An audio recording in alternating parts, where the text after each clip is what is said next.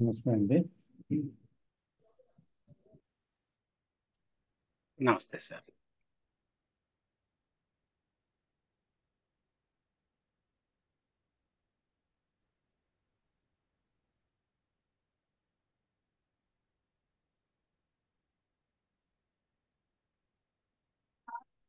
ఈరోజు 12వ తేదీ మే 2024 Gnanajyothi JK studies centre Visakhapatnam నుంచి ఈరోజు మనం ఈ సమావేశం జరుపుతున్నాం. ఈరోజు టాపిక్ ఏంటంటే what is flowing with the whole of life. అంటే సంపూర్ణంగా జీవితం అనేది ఉంది. సంపూర్ణ జీవితం దాంట్లో నిజంగా ప్రవహించడం అంటే ఏంటి? ఎక్కడ బంధింపబడకుండా, ఎక్కడ స్టాగ్నేట్ అవ్వకుండా జీవితంతో ప్రవహించడం అంటే ఏమిటి అన్న విషయాన్ని ఈరోజు మనం చర్చించుకోబోతున్నాం. ఇది కూడా చాలా ముఖ్యమైన విషయం. ఎందుకంటే జీవితం అంటే ఏమిటని చూస్తే ఇందులో సమస్యలు ఉన్నాయి, ఎన్నో కాంట్రడిక్షన్స్ ఉన్నాయి, దుఃఖాలు ఉన్నాయి, సంతోషాలు ఉన్నాయి, ఏవో రకాలైనటువంటి బాధలు, ఉమ్, ఏదో ఒక అసంతృప్తి, ఏదో ఒక దాని మీద మనస్సు సంలగ్నం అవ్వడం, చిక్కులో పడిపోవడం, ఇలాంటివి ఎన్నో జీవితంలో మనం చెప్పుకొని పోతే ఎన్నో విధాలైన బాధలు, భయాలు, దుఃఖాలు, సమస్యలు ఎన్నెన్నో ఉన్నాయన్నమాట. అలాగే అల్ప సంతోషాలు ఉన్నాయి, అన్నీ ఉన్నాయి. జీవితం అంటే అన్నీ. అయితే ఆ, ఏం జరుగుతుందంటే ఆ, ఎక్కడో ఒక దగ్గర మనం పట్టుబడిపోతున్నాం. అంటే ఆ, ఏదో ఒక బాధ, సమస్య వచ్చిందనుకోండి, లేకపోతే జీవితంలో ఒక సంతోషంలో కొట్టుకుపోవడము, దుఃఖంలో కొట్టుకుపోవడము, భయంలో కొట్టుకుపోవడము, అలాగే ఏదో ఒక సమస్య గురించి తీవ్రంగా ఆలోచించడంలో ఆ సమస్యలో మునిగిపోవడము, ఏదో ఒకటి ఏం చేస్తున్నామంటే అక్కడ ఒక దానిలో జీవితం అనేటువంటి ఒక అనేక అంశాలతో కూడుకున్న జీవితం అది. ఆ జీవితంలో ఎక్కడో ఒక దగ్గర మనం పట్టుబడిపోతుంది. అంటే ఆ, అక్కడ స్టాగ్నేట్ అవుతున్నాం అన్నమాట. ఆ సమస్యతో ఉండిపోయి ఇది ఎలాగా అని ఒక దుఃఖం వస్తే అక్కడే ఆగిపోతుంది, ఒక భయం వస్తే అక్కడే ఆగిపోతుంది, ఆందోళన వస్తే అక్కడే, సంతోషం వస్తే దాంతోనే కొట్టుకుపోతుంది. అలాగేమవుతుందంటే ఏది వస్తే అది దాంట్లో మనం అబ్జర్వ్ అయిపోతున్నాం. ఇక్కడ ఒకసారి ప్రిజనర్ అయిపోతున్నాం అక్కడ. దాని నుంచి దాంట్లో అలాగా కొన్ని రోజుల వ్యవధిలో ఉండొచ్చు, కొన్ని గంటల వ్యవధిలో ఉండొచ్చు, అలాగే కొన్ని నిమిషాలు ఉండొచ్చు, ఏదైనా కావచ్చు. మళ్ళీ మళ్ళీ అది రావచ్చు, మళ్ళీ అందులో ఆ ఇష్యూలో దాని గురించి ఆలోచిస్తూ మళ్ళీ దాంట్లో ఉండిపోవడం జరుగుతుంది అన్నమాట. అంచేత ఇక్కడ మొత్తం జీవితం అనేది ఏంటి అసలు యాక్చువల్గా? మొత్తం జీవితంతో కలిసి ఎందుకు మనం ప్రవహించలేకపోతున్నాం? ప్రవహించడం అంటే ఎక్కడైతే స్టాగ్నేషన్ లేదో, ఎక్కడైతే మనం పట్టుబడిపోలేదో, ఎక్కడైతే దాంతో కొట్టుకుపోని దాంట్లో ఉండిపోయి దాంట్లో బందీగా ఆ, అయిపోకుండా ఆ, ఉండగలుగుతున్నామా ఎక్కడైనా సరే? అంటే మన జీవితం చూస్తే దేంట్లోనో దాంట్లోని ఒక రకంగా చిక్కుకుపోతున్నాం అన్నమాట. అసలు జీవితాన్ని జీవితం అనేది ఎందుకు సంపూర్ణంగా మనం చూడటం లేదు? ఎందుకు ఏదో ఒకటి ముఖ్యమైపోతుంది జీవితంలో? అది ముఖ్యమైపోయి దానిలోనే మనసు ఎందుకు నిమగ్నమై కొట్టుమిట్టాడుతుంది? ఎందుకు పదే పదే ఆ విషయాన్ని మళ్ళీ తిరిగి క్యారీ ఓవర్ చేసి మళ్ళీ బాధపడుతుంది? ఇది మనం మన నిత్య జీవితంలో మనకి అనుభవ అనుభవంతో కూడుకున్న విషయమే కదా. అయితే ఇక్కడ జీవితం అనేది ఒక ప్రవాహం లాంటిది.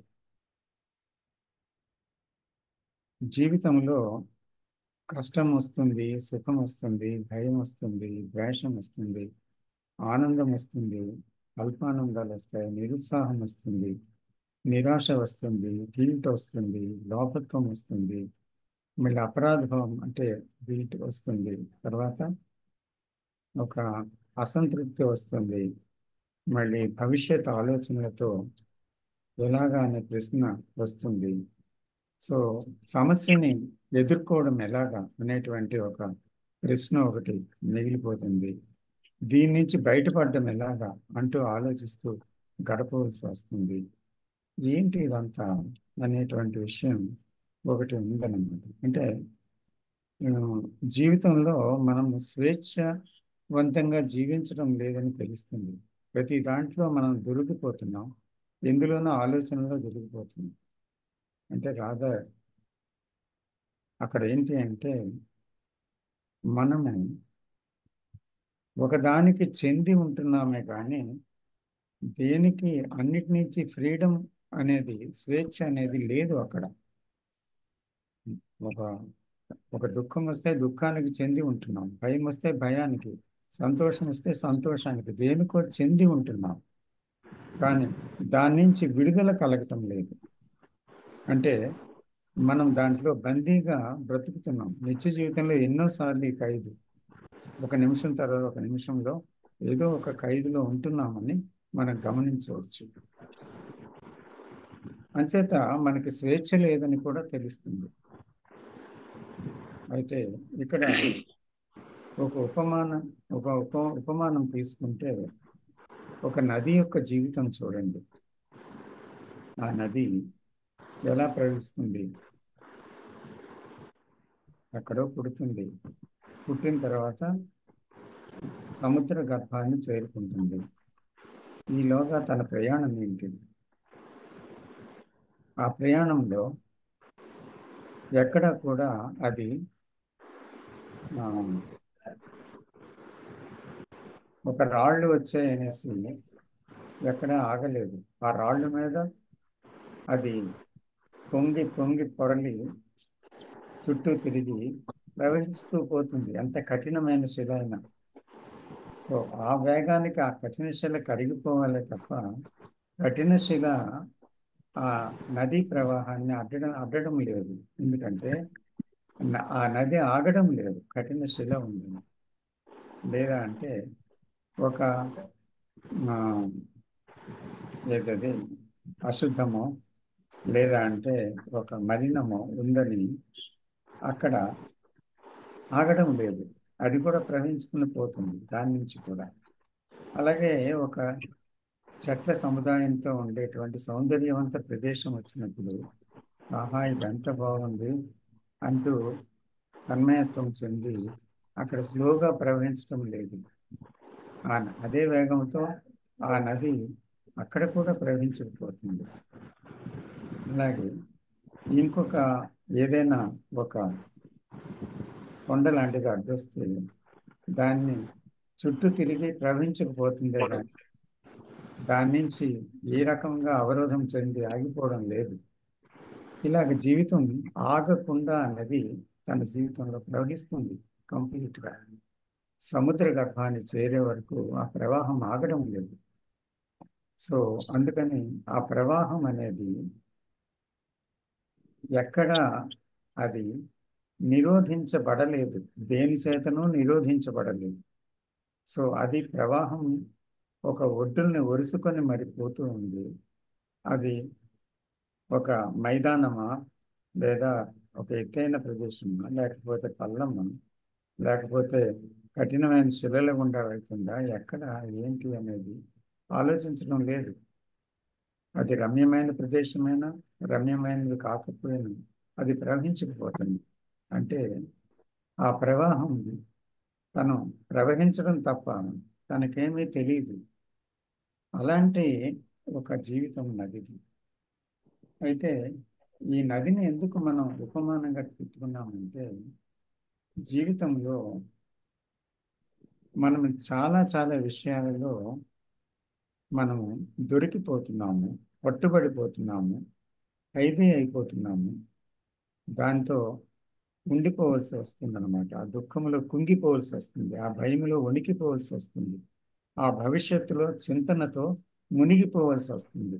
ఎందుకు ఇదంతా జరుగుతుంది, ఎందుకు ఈ విధంగా జరుగుతుంది అని చూస్తే, మనము జీవితాన్ని ఏనాడో పట్టించుకోలేదు, జీవితం ఏమిటి అని అడగలేదు సాధారణంగా.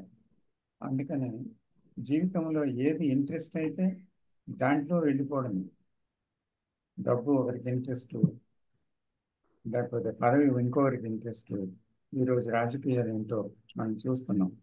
కొంతమందికి అధికార పీఠం ఇంట్రెస్ట్, కొంతమంది కీర్తి ప్రతిష్టలు ఇంట్రెస్ట్, కొంతమందికి ఆ, రకరకాల విషయాలు, భోజనం చేయడం, తినటం, జివ్వా చాపల్యం, అది ఇంట్రెస్ట్.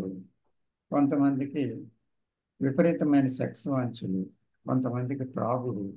అలాగే జీవితంలో ఒక్కొక్కరికి ఒక్కొక్క ఇష్టం, తీవ్రమైన ఇష్టం అన్నమాట. కానీ జీవితం ఏంటి అనే తీవ్రమైన ఇష్టం, దాన్ని తెలుసుకోవాలనే తీవ్రమైన ఇష్టం ఎవరికి కలగకపోవడమే ఈరోజు ప్రపంచ దుస్థితికి కారణం.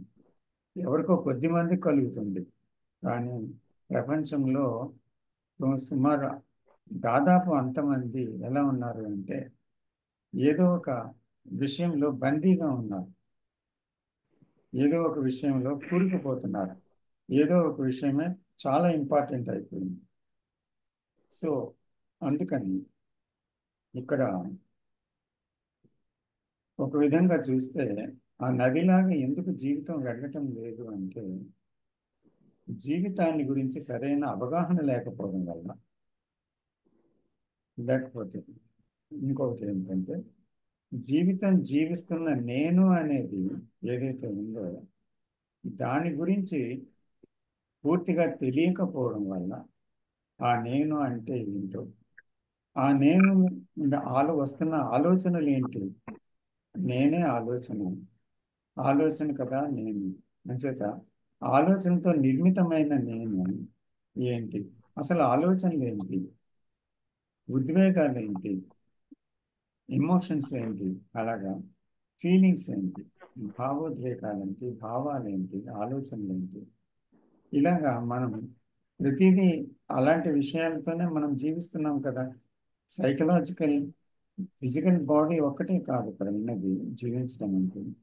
కానీ ముఖ్యంగా the psychological part of it, అంటే మానసికంగా ఉండే విషయం చూస్తే, బాధ పెట్టేది, బాధపడేది ఎవరు, ఏంటి అనేది మనం చూస్తే, నిజంగా నన్ను నేనే బాధ పెట్టుకుంటున్నాను, లేకపోతే నేనే బాధ, లేకపోతే నేనే దుఃఖం, నేనే సమస్య, లేక నాకు సమస్యలా, ఇలాంటివన్నీ ప్రశ్నలు లోతుగా వెళ్ళి ఆలోచిస్తేనే తప్ప మనము ఆ, అంతరాంతరాల్లో ఉన్న చీకటి కోణాలు, మానసిక ఆ, మానసిక విషయాలలో, మరుగుపడిన విషయాలు, సీక్రెట్ ఎజెండాస్ ఏవైతే ఉన్నాయో మైండ్లో, ఇవన్నిటిని ఇవన్నీ ఓపెన్గా చూడలేము.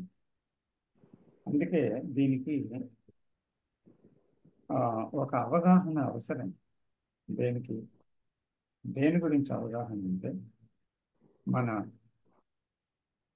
మానసిక నిర్మాణం, మన మనస్సు, మన ఆలోచన విధానం, వీటన్నిటితో కూడుకొని కదా ఉంది నేను. నేను అనే సైకలాజికల్ స్ట్రక్చర్ ఏంటి అది యాక్చువల్గా?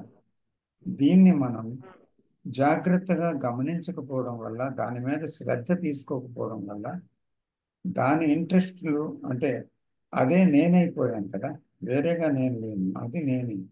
సో కాబట్టి నేనుతో జీవిస్తున్నాం కానీ నేనంటే ఏమిటి అని ఎప్పుడు ప్రశ్నించదు. సో కాబట్టి అది చాలా చాలా ముఖ్యమైన ప్రశ్న. ఎందుకంటే ఆ ప్రశ్న మనం మన మట్టుకు మనమే లోతుగా వెళ్ళి చూడవలసింది. ఎందుకంటే నేనంటే ఏంటి అనే ప్రశ్నతో నేను చూడకపోతే నేనంటే ఏంటి అని మీరు చూడలేరు.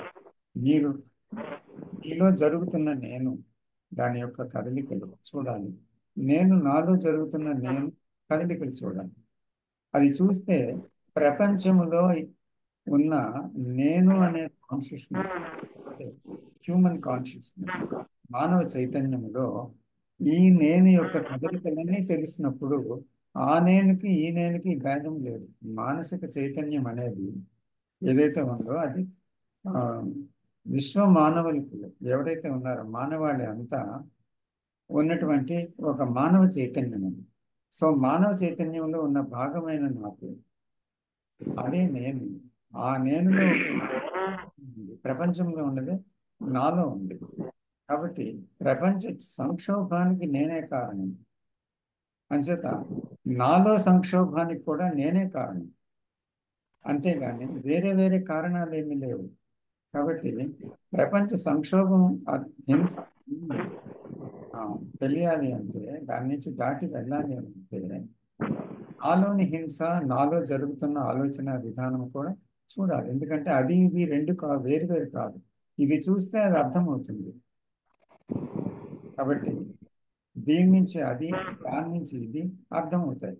కాబట్టి మనం లోపట ఏం జరుగుతుంది అనేది మనం చూడటం లేదు. దీనికి one must have a sensitive awareness. అంటే సార్, సారీ డిస్టర్బ్ చేశాను మధ్యలో, కానీ చాలా డిస్టర్బెన్స్ వస్తుంది, ఆడియన్స్ కి సరిగ్గా వినిపించట్లేదు. ఎవరో అన్మ్యూట్ మ్యూట్ నొక్కలేదు. మీరు ఫోర్స్ఫుల్లీ వాళ్ళని మ్యూట్ చేయరా?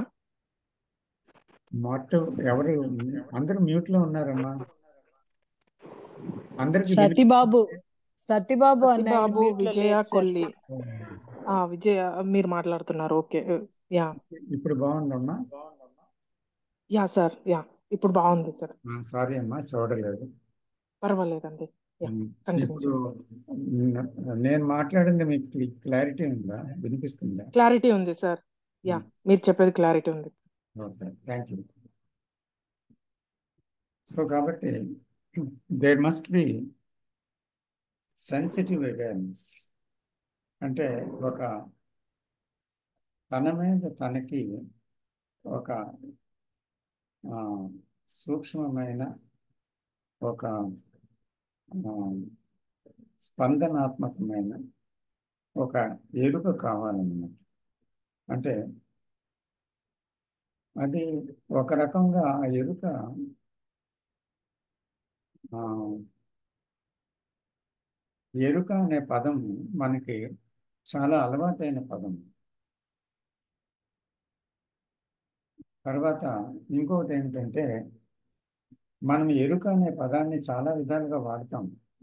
అంటే ఎవరో మాట్లాడినట్టు ఎరుక ఉంది, లేకపోతే ఒక శబ్దం వస్తే ఎరుక ఉంది, ఇది వస్తే అది ఎరుక ఉంది అని. కానీ మనలో పోతున్న ఆలోచనలు ఏంటి, భావాలు ఏంటి, ఎక్కడ మనం దొరికిపోతున్నాం, ఏం జరుగుతుంది అసలు సైకలాజికల్గా, when we are talking, when we are listening, అలాగే మన వీఆర్ యాక్టింగ్. ఇలాగా మనం ఏం చేసినా నిత్య జీవితంలో ఏం జరుగుతుంది అనేది ఆ, పక్షపాతము లేకుండా, అవును కాదు అనకుండా, తర్వాత దాన్ని విమర్శించకుండా, విశ్లేషించకుండా దాంతో అసలు జోక్యమే లేకుండా మనం ఏం జరుగుతుంది అనేది చాలాసార్లు గమనించటం లేదు ముఖ్యంగా. ఎందుకంటే అది చాలా చాలా అవసరం. ఎందుకంటే ఎవరైతే ఈ ఎరుక అనే విషయం లేదో, ఇందాక మనం చెప్పింది ఏమవుతుందంటే, మనం ఎక్కడో ఓ దగ్గర పట్టుబడిపోతున్నాం, ఎక్కడో ఓ దగ్గర దొరికిపోతున్నాం, ఎక్కడో ఓ దగ్గర బందీ అయిపోతున్నాం జీవితంలో. కాబట్టి ఫ్రీడమ్ అనేది ఏంటి?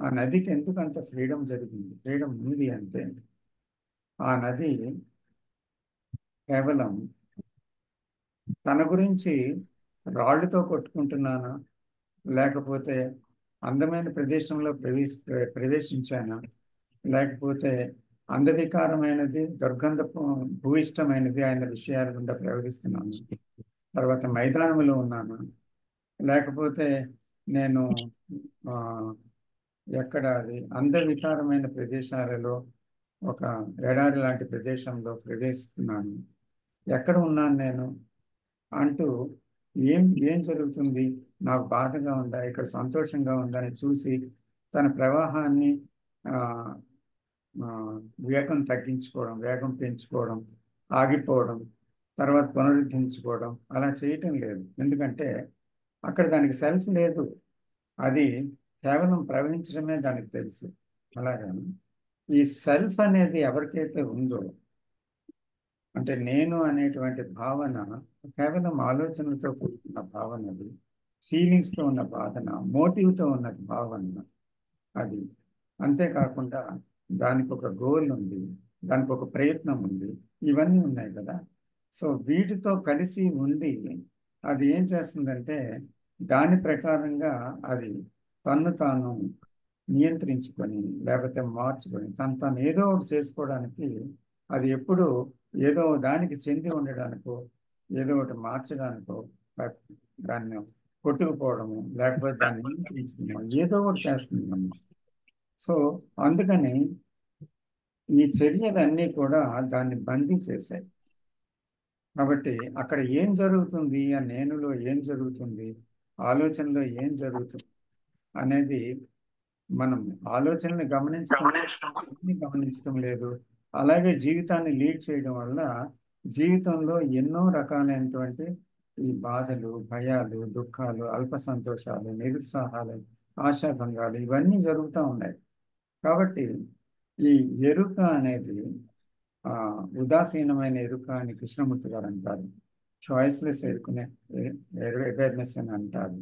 అది ఏంటి యాక్చువల్గా అనేది మనం చాలాసార్లు, చాలా సందర్భాలలో, చాలా సమాలోచనలో మనం డిస్కస్ చేసుకున్నాం ఆ విషయం.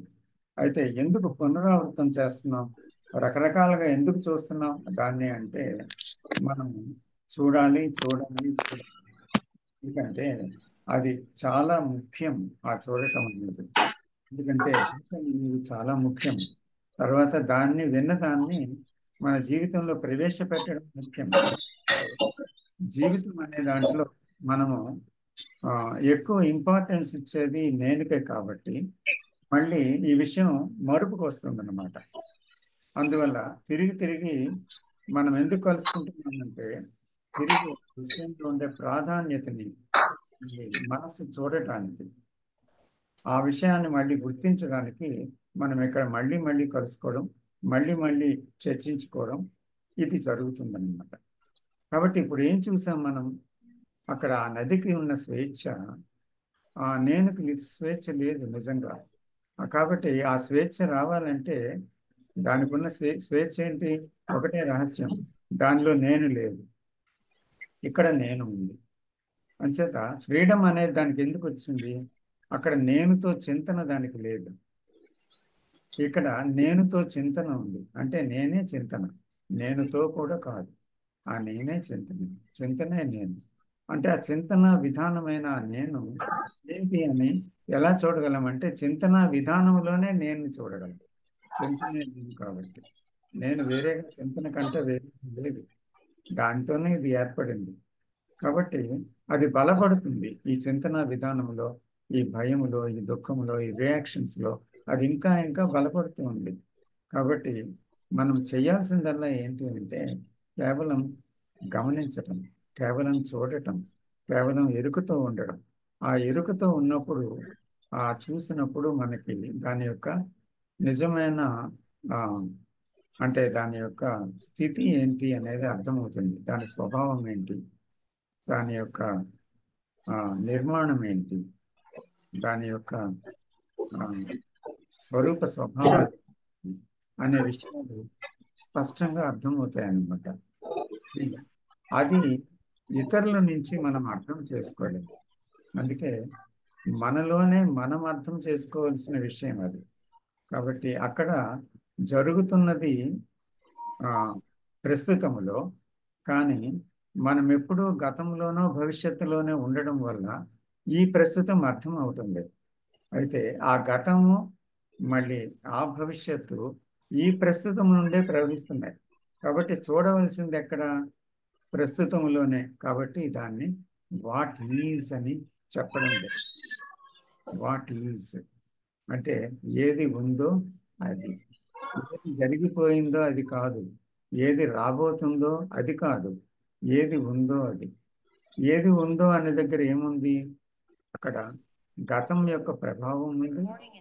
ఆ గతమే భవిష్యత్తుగా కూడా చింతిస్తున్న ప్రభావము ఉంది. అంచేత ఉన్నది ఉన్నది గతమే, అదే భవిష్యత్తుని సృష్టించింది. ఆ గతమే ప్రస్తుతంలో ఉంది. కాబట్టి వాట్ ఈజ్ అంటే ఏంటి? ఆ గతము అనేది ఏ విధంగా తన యొక్క చలనాన్ని లేదా దాని యొక్క కదలికని ప్రస్తుతములో కలిగి ఉంది అంటే మనం ప్రస్తుతంలో చూడగలం గత. సో ఆ ప్రస్తుతాన్ని మనం ఎప్పుడైతే చాలా జాగ్రత్తగా ఎంపిక లేకుండా ఏంటి జరుగుతుంది అనేది మనం చూస్తుంటే, ఎందుకంటే ఏదైనా వచ్చిందనుకోండి, ఆ వాట్ ఈజ్ ఏం చేస్తాము? అణిచేసే ప్రయత్నం చేస్తాం. అబ్బా ఇది భరించి, ఆ వాట్ ఈజ్ లో దుఃఖం ఉంది, what is low sir 1 minute sir. అప్పుడు ఏం చేస్తాం? ఇది సార్ దీన్ని మర్చిపోవాలి అని ఒక ప్రయత్నం చేస్తాం. లేదా ఇంకేం చేస్తాము? దానికో ఒక వేదాంత ధోరణి, ఒక ఐడియాస్ని ప్రవేశపెట్టి ఇదంతా కర్మ, ఇదంతా మన తలరాత, ఎవరు తల అని ఒక వ్యాఖ్యానం చేసి సరిపెట్టుకుంటూ ఉంటాం.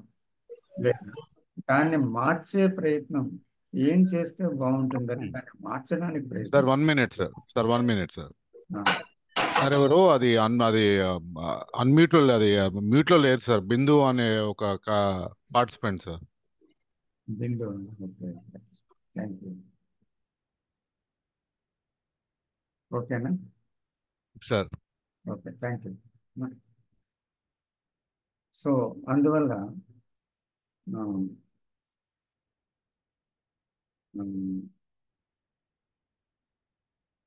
ఆ, దాన్ని ఏదో ఒకటి చెయ్యాలని దాని గురించి ఒక ప్రయత్నం చేస్తాం. So any interference with the what is, అప్పుడు ఏమవుతుంది? అలాగా ఇంటర్ఫీర్ అయితే ఏమవుతుంది అంటే యాక్చువల్గా నేనులో జరిగేదే ఆ వాట్ ఈజ్ గతం. ఇంటర్ఫీర్ అవుతున్నది ఎవరు? గతమే, నేను. ఆ నేను ఎవరు? అది కూడా గతమే. గతము గతముతో ఇంటర్ఫీర్ అయితే అక్కడ మరి సమాధానం ఏంటి? గతమే. కాబట్టి అది సమాధానం కాదు. ఎందుకంటే ఉన్నది గతమే, ఇంటర్ఫీర్ అవుతున్నది గతమే, సమాధానము గతమే. అందుకని ఏ సమస్య సమసిపోలేదు, పూర్తిగా పోలేదు, ఎప్పటికీ పోదు అది. అందుకని ఆ ఉన్నది ఏదైతే ఉందో దాన్ని గతము లేకుండా, అంటే ఆలోచనతో ఆలోచనని చూడకుండా, మళ్ళీ దాన్ని సరిపెట్టుకోకుండా, సమర్థించకుండా, ఖండించకుండా, ఒప్పుకోకుండా, తిరస్కరించకుండా, మార్చకుండా, అదుపు చేయకుండా, ఏమీ చేయకుండా దాన్ని ఉదాసీనంగా చూసిన చూసిన క్షణములో నేను లేదు. ఎందుకంటే ఈ ప్రయత్నాలన్నీ చేస్తున్నది నేనే కదా, అంటే ఆ గతమే కదా, అంచేత అక్కడ ఆలోచనే కదా. కాబట్టి ఆలోచనతో ఇంటర్ఫియర్ కానప్పుడు అక్కడ ఉన్నది ఏంటి? ఎరుక. దీన్నే ఎరుక అంటాము. సో అప్పుడు ఈ ఎరుకలో స్వచ్ఛంగా అక్కడ ఏం జరుగుతుంది అనేది పూర్తిగా అవగాహన కలిగే అవకాశం ఉంది. అక్కడ మాత్రమే కలుగుతుంది అలాంటప్పుడే. అప్పుడు దాంట్లో ఉండే అసత్యం ఏదుందో ఆ అసత్యం, సత్యం ఉంటే సత్యం, లేకపోతే ఆ ఆ అసత్యములో ఉండే సత్యం మనం స్పష్టంగా చూడగలం.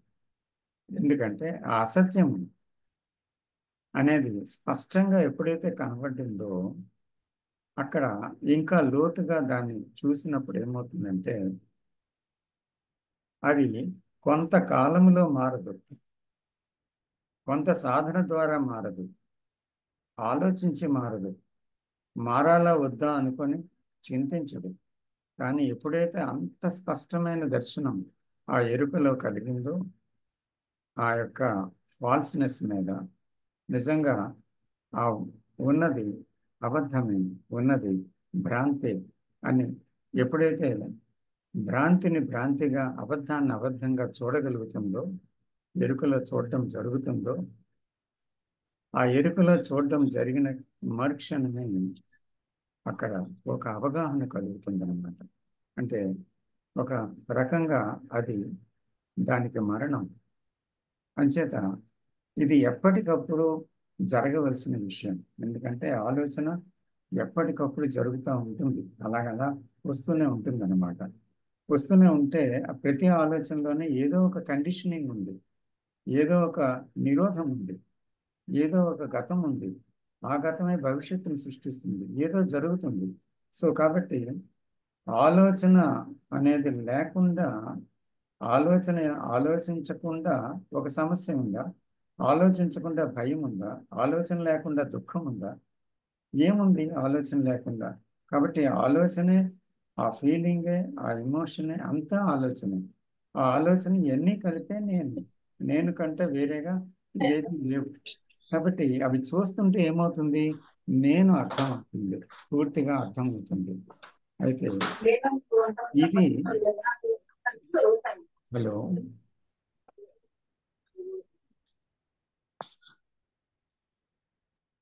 దయచేసి అందరూ మ్యూట్ చేయండి,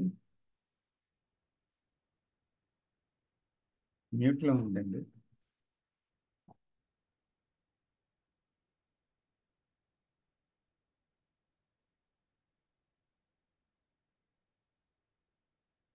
సో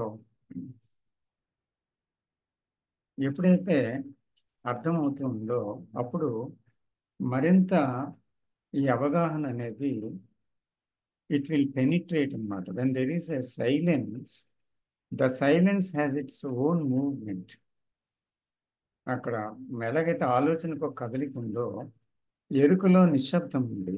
ఆ నిశ్శబ్దంలో అక్కడ ఉండేటువంటి విషయం మీద స్టే అయినప్పుడు నిశ్శబ్దం, అప్పుడు ఏమవుతుందంటే there is a penetration in to the facts of many layers of the mind into the depth అన్నమాట. చాలా లోతుగా పెనిట్రేట్ అవుతుంది అనమాట. Conscious mind, sub conscious and unconscious minds నుంచి పెనిట్రేట్ అయ్యి లోపల ఉండే మూల కారణం వైపు లోపలికంటా దూసుకొని వెళ్తుంది సైలెన్స్. అప్పుడు ఏమవుతుందంటే it's not a partial understanding, but it is a whole understanding of the structure of the I అనమాట. నేను యొక్క నిర్మాణం. ఇప్పుడు కంటెంట్స్ అన్నీ ఉన్నాయి కదా, నేనులో చాలా కంటెంట్స్ ఉన్నాయి. అంటే ఎన్నో పదార్థాలు ఉన్నాయి. నేనంటే అసూయ, ద్వేషం, భయం, సంఘర్షణ, తర్వాత విసుగు, బోర్డమ్, ఇలాగా హింస, ఇలాంటివన్నీ, గిల్టీనెస్ అండ్ గ్రీడీనెస్, ఇలాగ రకరకాలు ఉన్నాయి కదా. సో ఇవన్నీ ఎక్కడ కనెక్ట్ అవుతున్నాయి? అవన్నీ కలిపితే నేను కదా, నేనంటే అవన్నీ కదా. కాబట్టి మానవ చైతన్యమే ఇవన్నిటితో ఉంది. ఈ అన్నీ కలిపితే చైతన్యం. నేనంటే అదే. కాబట్టి నేను నేను అనేది పోయినప్పుడు, ఆ ధ్వంసమైనప్పుడు అది మానవ చైతన్యం కాదు, ఇట్ ఈస్ బియాండ్ దట్ అనమాట. సో అందుకని ఆ బియాండ్ దట్ అనేటువంటి ఆ కొత్త విషయము మనసు వివరించలేదు, దానికి తెలియదు అనమాట. తెలిసిన ఈ నేనుకి, తెలిసిన విషయాలకి మరణం సంభవిస్తుంది అక్కడ. అంటే ఎందుకంటే అక్కడ ఉండేటువంటి ఒక అబద్ధపు నేచర్ని, స్ట్రక్చర్ని, అంతా ఆ, దాంట్లో ఉండేటువంటి పేలవత్వాన్ని, దాంట్లో ఉండే గుల్లపారితనాన్ని, దాంట్లో ఉండే అసహ్యతని, దాంట్లో ఉండే ప్రమాదాన్ని ఒకే ఒక చూపులో చూడగలదు లోపటికంట. అది ఇన్సైట్ అన్నమాట. అది అంతర్దృష్టి. ఎప్పుడైతే ఇటువంటి అంతర్దృష్టి మహా నిశ్శబ్దంలో కలిగిందో, ఆ ఎరుకలో, అప్పుడు the whole I is the the complete understanding is, అంటే అక్కడ సంభవించింది అక్కడ. అలాంటి అండర్స్టాండింగ్ వచ్చినప్పుడు ఏమైంది? There is a freedom naturally. అంటే నేను స్వేచ్ఛని సంపాదించాలి అనుకునేవాడు స్వేచ్ఛ కాదు, నేను ముక్తుడిని అవ్వాలనుకునేవాడు ముక్తుడు కాలేడు. అక్కడ నేనుంది కదా. నేను భగవంతుని చేరుకోవాలనుకున్నవాడు చేరుకోలేడు అక్కడికి. నేను కాలాతీతమైన విషయం తెలుసుకోవాలనుకున్నవాడు తెలుసుకోలేడు. నాకు ప్రశాంతత కావాలనుకున్నవాడు ఎవడు ప్రశాంతతలోకి వెళ్ళలేడు. నాకు బ్రహ్మానందం కావాలి, లేకపోతే ఆ, ఏది ఎక్స్ట్రసీ కావాలి, బ్లిస్ కావాలి అనుకున్నవాడు ఎప్పుడూ దాన్ని కనుక్కోలేడు. ఎందుకంటే కోరుతున్నది ఎవరు? నేను. అసలు ఆ నేనే పోతేనే కానీ ఆ మరొకటి లేదు. కాబట్టి ఇక్కడ నేను నుంచి కోరుతున్న ఆ విషయాలు, నేను నుంచి కోరుతున్న డబ్బులాగా, నేను నుంచి కోరుతున్న సెక్స్ సుఖాల్లాగా, నేను నుంచి కోరుతున్న వ్యసనాల్లాగా, నేను నుంచి కోరుతున్న పదవి వ్యామోహాల్లాగా, రాజకీయాల్లాగా ఇది కూడా అదే అవుతుందన్నమాట. నేను నుంచి కోరుతున్నాం అది.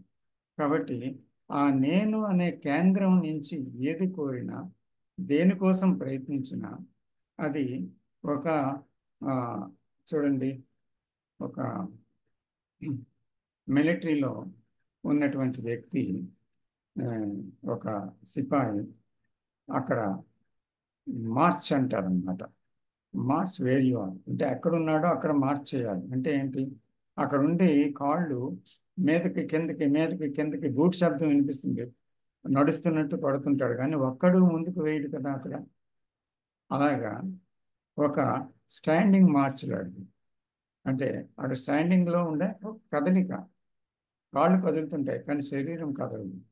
అదే విధంగా ఒక కదలిక, ఆ కదలిక ఎటు ప్రయాణం చేయటం లేదు, అక్కడే ఉండిపోయింది అది. కాబట్టి మార్పు రాదనమాట. సో అందుకని పూర్తిగా ఒకరు పరివర్తన చెందేటువంటి విషయం, అంటే ప్రవహించే విషయం ఎప్పుడు వస్తుంది అని అంటే, నేననేది పోయినప్పుడు. అప్పుడు జీవితంలో దుఃఖము లేదు, భయము లేదు, ఆ, లేదా అంటే అల్ప సంతోషాలు లేవు, లేదా ఒకదాని మీద ఆధారపడి పొందేది లేదు, లేదా మరొకటి లేదు, అతనిలో అసంతృప్తి లేదు, లేదా గిల్ట్ లేదు, మరేదీ లేదు. నేనులో ఉండే విషయాలన్నీ అంతమైపోయాయి నేనుతో పాటే. కాబట్టి అక్కడేముంది? సంపూర్ణమైన స్వేచ్ఛ ఉంది. ఆ స్వేచ్ఛ ఏం చేస్తుంది జీవితంలో? జీవితం అంటే మళ్ళీ ఈ స్వేచ్ఛావంతుడిలో కూడా సంఘటనలు వస్తాయి కదా. అతని జీవితంలో అతను స్వేచ్ఛావంతుడు అయ్యాడు, కానీ అతని జీవితంలో కూడా ఏదో ఒక ఇష్యూ రావచ్చు, ఏదో ఒక ఆహ్లాదకరమైనది, ఏదో ఒక ఆ, బాధ పెట్టేది, ఏదో ఒక ఆ, దుఃఖం కలిగించేది, భయం కలిగించేది అనే విషయాలు రావచ్చు, అంటే సామాన్యంగా. కానీ అతనికి భయం కలిగించేది ఏంటి తెలియదు, దుఃఖం కలిగించేది ఏంటి తెలియదు, సంతోషం కలిగించేది ఏంటి తెలియదు. అంటే అది అయోమయ స్థితి కాదు. ఎందుకంటే అతనికి ఆ పేర్లు లేవు. భయం కానీ, దుఃఖం కానీ, సంతోషం కానీ, ఇలా గిల్ట్ కానీ, ఇలాగ ఆ పేర్ల గురించి ఎప్పుడో దాని నుంచి దాటి వెళ్ళిపోయాడు. అతను ఏం చేస్తాడు? సో జీవితంలో ఎటువంటి ఈవెంట్స్ వచ్చినా దానికి పేరు అవసరం లేదు. ఎటువంటి ఘటనలు వచ్చినా, జీవితం అంటే అనేక ఘటనలతో కూడుకున్నదే, అనేక వ్యక్తుల మధ్య, సమాజం మధ్య జీవించేది, అనేక విషయాలు అందులో ఉంటాయి ఇందాక మనం చెప్పుకున్నట్టు. సో ఆ విషయాల యొక్క ప్రభావము లేశ మాత్రమైన ఆయనకి ఉండదు. దాని యొక్క ప్రభావం ఉండదు ఆయన మీద. ఎందుకంటే అతనిలో లేదు గనక. అతనిలో ఉన్నదైతే ఆ ప్రభావాన్ని చూపిస్తుంది. ఇప్పుడు చూడండి, నాలో కంటెంట్ ఉంటే ఏదైనా ఆ వాట్ ఈస్లో ఉండేటువంటి విషయం ఆ కంటెంట్తో సంబంధం కలిగి బాధిస్తుంది.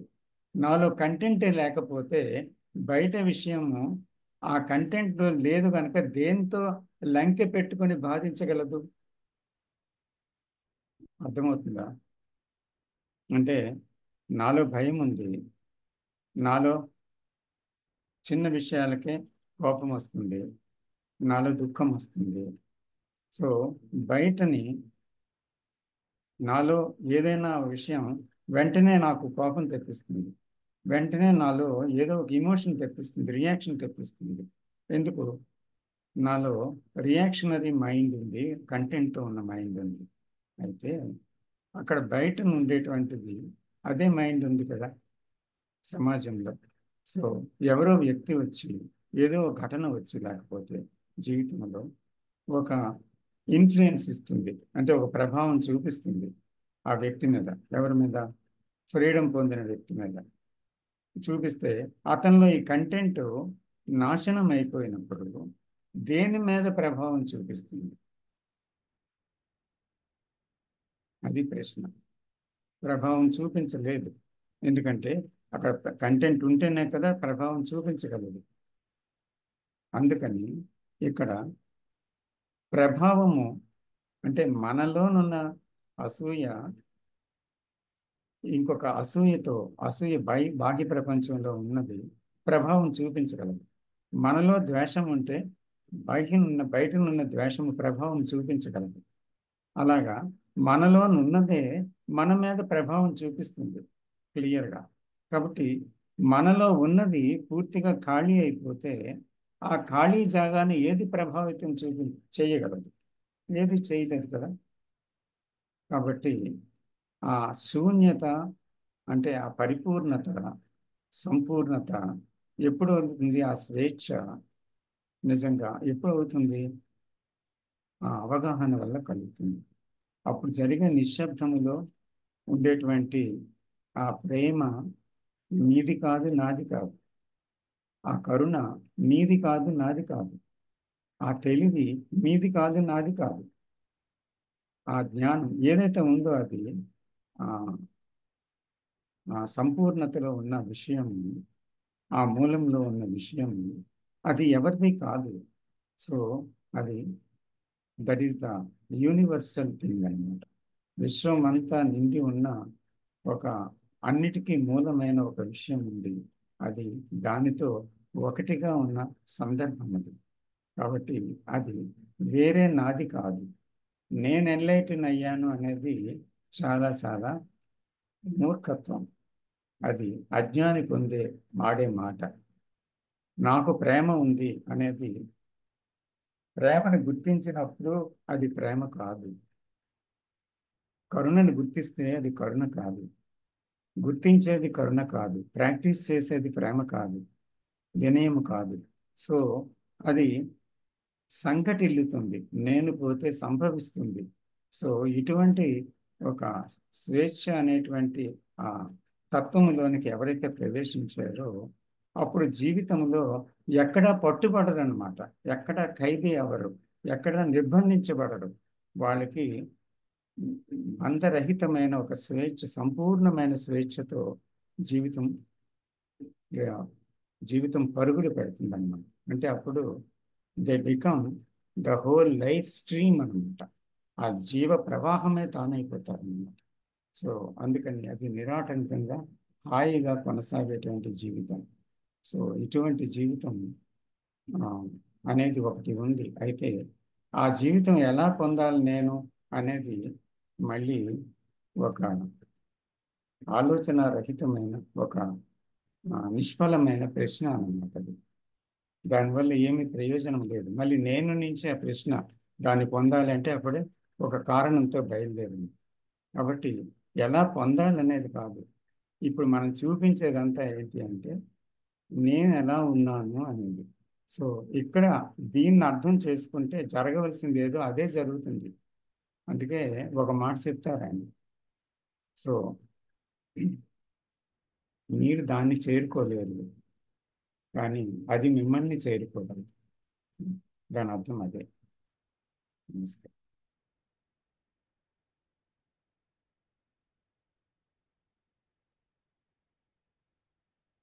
నమస్తే సార్. నమస్తే రవీంద్ర సార్. చాలా చక్కగా చేశారు, చెప్పారు సార్.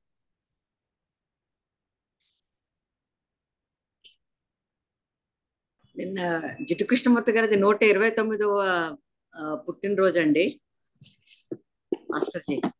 అవునండి. అదే సో అనుకోకుండా ఈరోజు టాపిక్ కూడా వారి బోధనలకు సంబంధించి చాలా అద్భుతమైన టాపిక్, చాలా వివరంగా చాలా చక్కగా చెప్పారు. అండ్ ఎస్పెషల్లీ ఆ నిశ్శబ్దత, ఆ సైలెన్స్, అది చాలా సహనంగా ఆల్మోస్ట్ 40 నిమిషాలు మాట్లాడారు మీరు. చాలా బాగుంది sir, thank you very much. ఆయన పుట్టినరోజు కానుకగా స్వీకరిస్తున్నాం అది. థ్యాంక్ యూ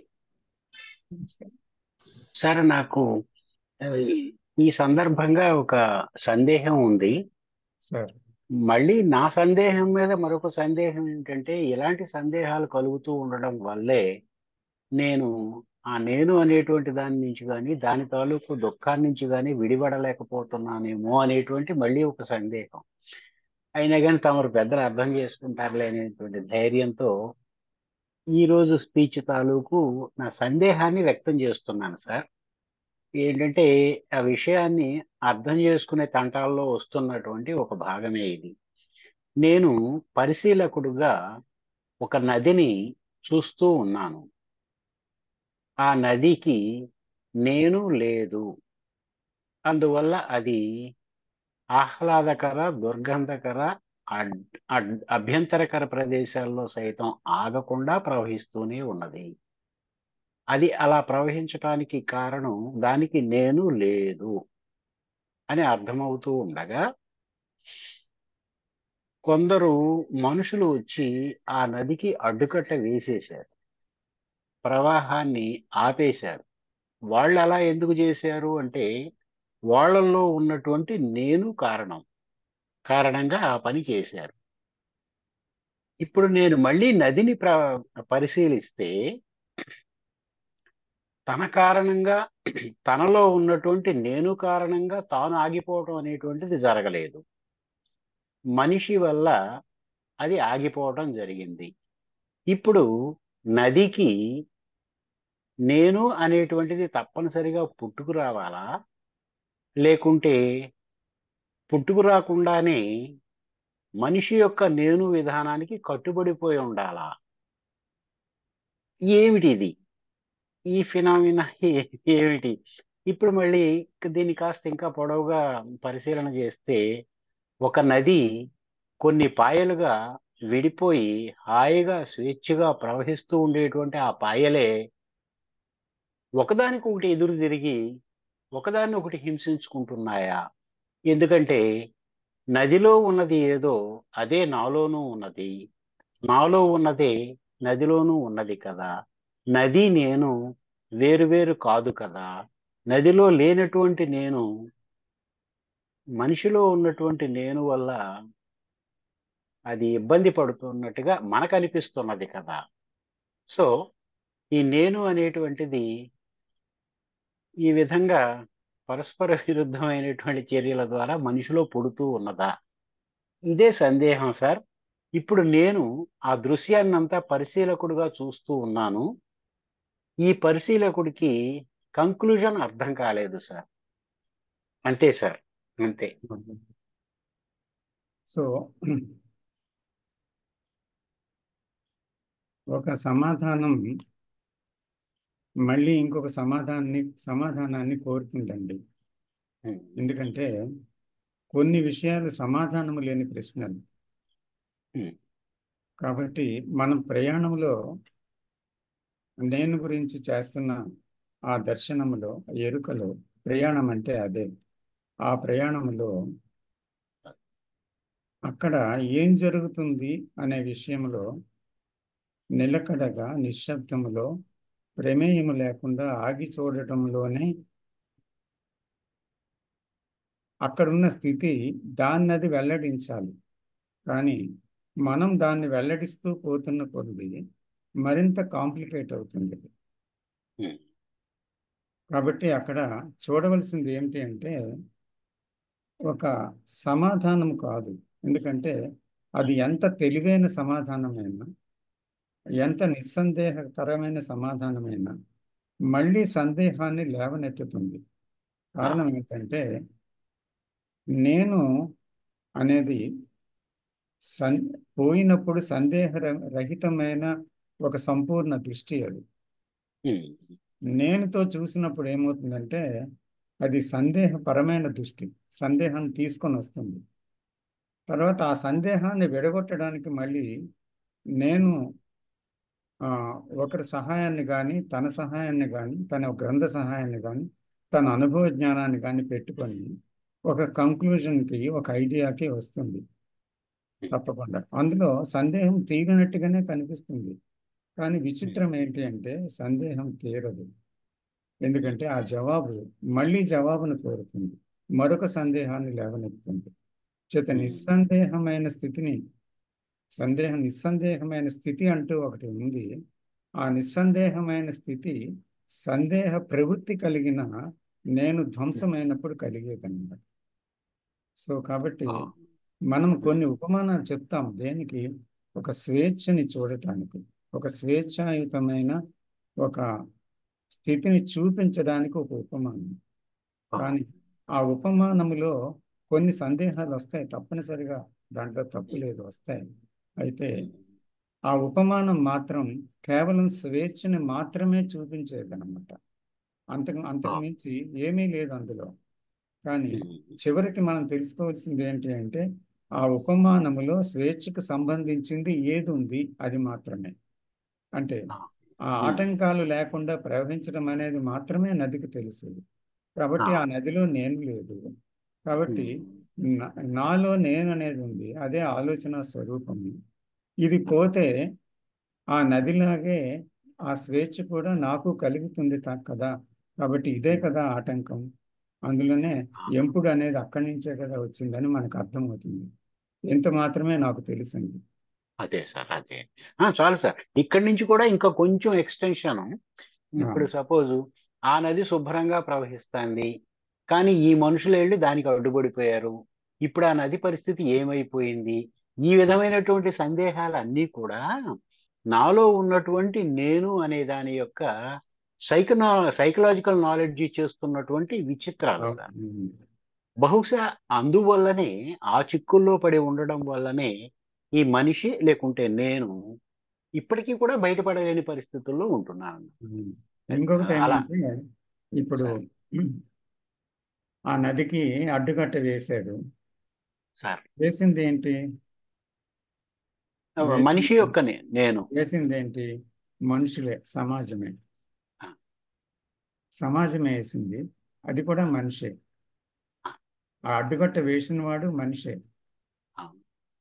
సమాజమే. ఆ సమాజము నాకంటే భిన్నం కాదు, నేనే కదా ఆ సమాజము. కాబట్టి ఆ సమాజములో నేను ఉంది. ఆ నేను అడ్డుకట్ట వేసింది అక్కడ. ఆ నేను అడ్డుకట్ట వేసింది. ఆవిడ పూర్వము స్వేచ్ఛ పొందక ముందు నేను అదే, ఆ సమాజమే. స్వేచ్ఛ పొందక ముందు ఆ సమాజం నుంచి భిన్నం కాదు. ఇప్పుడు భిన్నమయ్యాను, సమాజంతో నాకు సంబంధం లేదు. అయితే ఇప్పుడు సమాజము నేను కాదు. ఆ తీరము దాటి ఆవలి తీరంలో ఉన్నాను అనుకోండి. అప్పుడు స్వేచ్ఛ ఉంది, ఆ నది లాంటి స్వేచ్ఛ ఉంది. అయితే ఆ నదికి భిన్నమైన స్వేచ్ఛ సమాజంలో ఉంది కదా. నా పూర్వపు నేనులో ఉన్నప్పుడు ఏదైతే ఉందో అది సమాజంలో ఉంది కదా. సో ఆ సమాజం ఈ అడ్డుకట్ట వేసిన ఈ నది అది అడ్డు అని అనుకోవడం లేదు. అది అది ఆ అడ్డు తగిలిందని బాధపడటం లేదు. అడ్డేస్తే ఆగిపోతుంది, శక్తి ఉంటే పక్కకు వెళ్తుంది, లేకపోతే ఏదైనా చేస్తుంది. కానీ ఎందుకు అడ్డుకట్ట వేశారనే ప్రశ్న కూడా దానికి రాదు. ఎందుకంటే అక్కడ నాకెందుకు అడ్డు వచ్చిందనే నేను లేను. అంటే సమాజం యొక్క లక్ష్యం దానికి ఉండదు. అందుకే సమాజం దాన్ని ప్రభావితం చేయలేదు. అంతే. సో ఆ విధంగా ఒకప్పుడు నేను కూడా ఆ నదిని, కానీ ఇప్పుడు ఆ నదిని నా నుంచి విడగొట్టి, ఈ మనుషుల్ని నా నుంచి విడగొట్టి, నేను వాళ్ళని విడగొట్టి చూస్తున్నటువంటి విడిపోయిన నేను సఫర్ అవుతున్నాను. అర్థమైంది సార్. సార్ నమస్కారం సార్. నమస్తే అండి, ప్రేమ్ కుమార్ గారు. సార్ నాకు ఒక చిన్న సందేహం సార్. ఇప్పుడు మీరు చెప్పినట్టు ఈ భయం, సంతోషం, దుఃఖం వీటన్నిటితో మనం చెంది ఉంటున్నాం అన్నారు. ఈ చెంది ఉండడం మరియు ఆ, ఉన్నదాంతో ఉండిపోవడం, స్టేయింగ్ విత్ వాట్ ఈస్, వీటి రెండింటి మధ్య నాకు తేడా అర్థం అవ్వట్లేదు. అంటే చెంది ఉండడం మరియు ఉన్నదానితో ఉండిపోవడం, staying with what is and dependent. చెంది ఉండడం, మళ్ళీ staying with what is sir, ఉన్నదానితో ఉండిపోవడం. ఓకే, అర్థమైంది. అంటే చెంది ఉండడం అంటే అదే మనంగా ప్రవర్తిస్తున్నాం కదా. అప్పుడు కోపంలో నేనే కోపం, నేనే భయం, నేనే ద్వేషం, నేనే అసూయ. అంటే అక్కడ నేను, నా అసూయ అని లేదు, నేనే అసూయ, నేనే ద్వేషం ఇక్కడ. సో ఆ నేనే ద్వేషం అనేదే జీవితంలో నడుస్తూ ఉంది, నేనే భయం అనేదే నడుస్తుంది. ఎందుకు నేను భయం? భయం అనేది ఒక ఆలోచన, ఒక ఫీలింగ్, ఒక ఎమోషన్ అనుకోండి. కోపం అనేది కూడా ఆ ఫీలింగ్లో మొత్తం అది నేనైపోయాను. అది నాకు భయం కాదు, నాకు ద్వేషం కాదు. కానీ ఆ సమయంలో, ద్వేషం వచ్చిన సమయంలో నేనే ద్వేషాన్ని, కోపం తీవ్రంగా వచ్చినప్పుడు నేనే కోపాన్ని. కాబట్టి అది చెంది ఉండడం, దాంతో ఉండిపోయాము, అది నేనుగా ఉన్నాను. అయితే ఆ సందర్భంలో ఎప్పుడైతే ఆ ఎరుక అనేటువంటిది ఈ ఎందు అక్కడ దాంట్లో ఉన్నప్పుడు ఏమవుతుందంటే, అది ఉన్న ప్రెజెంట్లో ద వాట్ ఈస్గా ఉన్నప్పుడు దాన్ని చూస్తూ ఉందన్నమాట. ఏది ఆలోచన కాదు చూడవలసింది. అక్కడ ఏం చెప్పాము ఇందాక, మీరు శ్రద్ధగా వింటే, అవును కాదు అనకుండా, తప్పు ఒప్పు అనకుండా, ఇలా మారాలి ఇలా మారకూడదు అనకుండా, ఇది కావాలి ఇది వద్దు అనకుండా, దాంతో ఏ ప్రమేయం లేకుండా అక్కడ ఏం జరుగుతుంది అని కేవలం ఆ జరుగుతున్న విషయాన్ని మాత్రమే పరిశీలించే ఒక ఆ, ఒక ఆ, ఏ ప్రమేయము లేని ఉదాసీనమైన దృష్టి అన్నమాట. అది కేవలం చూస్తుంది అంతే. సో అది స్టేయింగ్ విత్ వాట్ ఈస్, అంటే దాంట్లో కొట్టుకుపోవడం లేదు, అది అక్కడ పరిశీలనలో ఉంది. ఇక్కడ ఏమవుతుందంటే దాంతో కొట్టుకుపోతుంది, అదే తాను అయిపోయింది. కానీ ఇక్కడ పరిశీలన మాత్రం దాని ఎందు ఉందన్నమాట. అది స్టేయింగ్ విత్ వాట్ ఈస్. అంటే దాన్ని మార్చలేదు, దాన్ని మార్చాలనుకోలేదు, ఏమీ లేదు. అది అణగదొక్కాలనుకోలేదు, ఏం చేయటం లేదు. That is staying the what is, staying with what is. Okay, అర్థమైంది సార్. అంటే డిపెండెన్సీ అనేది నేనుతో ఉండడం, ఇది staying with what is low నేను అనేది ఉండదు. ఓకే అవును, okay sir, thank you sir. Only seeing sir. Okay, okay, thank you sir. Welcome sir. Sir Krishna గారు. సార్ ఇప్పుడు ఆ, మీరు చెప్పిన మనస్సు యొక్క నిర్మాణము, మనస్సులో ఆలోచనలు అనేవి ఎక్కువగా గతానికి సంబంధించినవి, పాస్ట్ రిలేటెడ్. ఇప్పుడు మనస్సు యొక్క నిర్మాణము మనము చూస్తున్నప్పుడు, అంటే మీరు నదిని ఉపమానంగా తీసుకున్నారు, నేను ఒక వాటర్ బాటిల్ని చూస్తున్నాను. వాటర్ బాటిల్ యొక్క నిర్మాణం ఏంటి? దానిలో బాటిల్ స్టోర్ చేయడము, తాగడము, అది మనిషికి ఉపయోగపడు. అలాగే మనసు నిర్మాణం కూడా ఒక వాటర్ బాటిల్లో నీళ్లు ఉన్నట్టు, ఒక నదిలో నీళ్లు ఉన్నట్టు ఆలోచనలు ఉన్నాయి కదా. సో దాని యొక్క నేచర్ అంటే న్యాచురల్ నిర్మాణాన్ని మనం ప్రశ్నించినట్టు కాదా?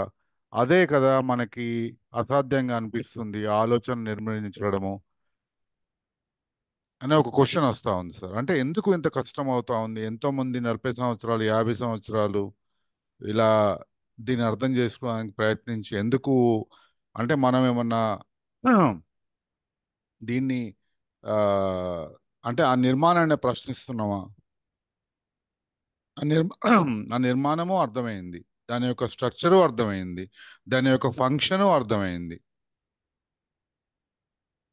స్ట్రక్చరు, ఫంక్షను, నేచర్ అర్థమైంది. అయినా కూడా ఆ ఆలోచనే మనల్ని బంధిస్తున్నది. ఆ ఆలోచనే మా అన్ని దుఃఖాలకు, అన్ని భయాలకు కారణం అని తెలిసినా కూడా ఆలోచన రహిత స్థితి సహజంగా వస్తుందని మీరు చెప్తున్నారు. అంటే మీ ఎన్నో వీడియోస్ లోపల మీ మెసేజ్ ఇదే ఉంటుంది.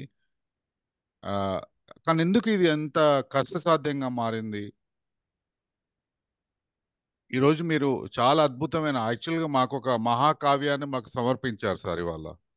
అసలు ఇది ఒక అద్భుతమైన ఉపన్యాసం. సో ఇది ఎందుకు ఇంత కష్టసాధ్యంగా, అసాధ్యంగా మనిషికి అనిపిస్తున్నది? దీని నుంచి విడుదల పొందడం ఎలా? మనకు తెలుస్తూ ఉంది, ఆలోచన అంటేనే గతంతో కూడుకున్నది. ఆలోచననే అన్ని దుఃఖాలకు, అన్ని భయాలకు కారణము.